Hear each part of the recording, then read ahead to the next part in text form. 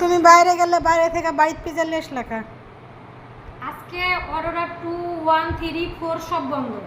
তারপরে কাঁকড়া খেতে চাইছিলাম থেকে 12 রাস্তার যে কাঁকড়া রিয়াও বন্ধ, সব বন্ধ। পরে মহিলা কলেজের সামনে যে ভাইরাল পিজা বিক্রি করছে না, হ্যাঁ, ওখান থেকে এটা নিয়ে বাড়ি চলে আসলাম। তো গাইস একজন বাইরে গেছিল কাঁকড়া খাইতে, পিজা খাইতে, সব বন্ধ দেখে পিজা বাড়িতে এসছে।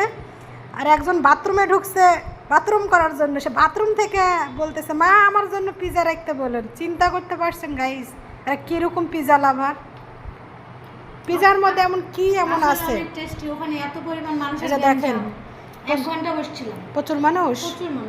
তো বাসায় নিয়ে চলে আসছে রাফি খালামুনি পিজা, রাফি খাবে। রাফি বাথরুমে আছে, বাথরুম থেকে আমাকে বলতেছে মা আমার জন্য খালামুনিকে পিজা রাখতে বলো। অনেক টেস্টি, 1 ঘন্টা ধরে বসছিলাম। অনেক টেস্ট খেয়ে দেখো গাইজ, আসলে টেস্টি, অনেক টেস্ট। আমি একটু টেস্ট করলাম।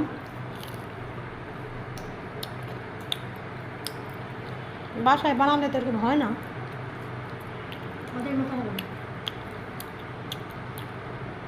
তো গাইজ সবাই ভালো থাকবেন, সুস্থ থাকবেন। আর পিজা যদি খাইতে চান তো অবশ্যই মহিলা কলেজের সামনে চলে যাবেন, সেখানে সুন্দর সুন্দর পিজা পাওয়া যায়।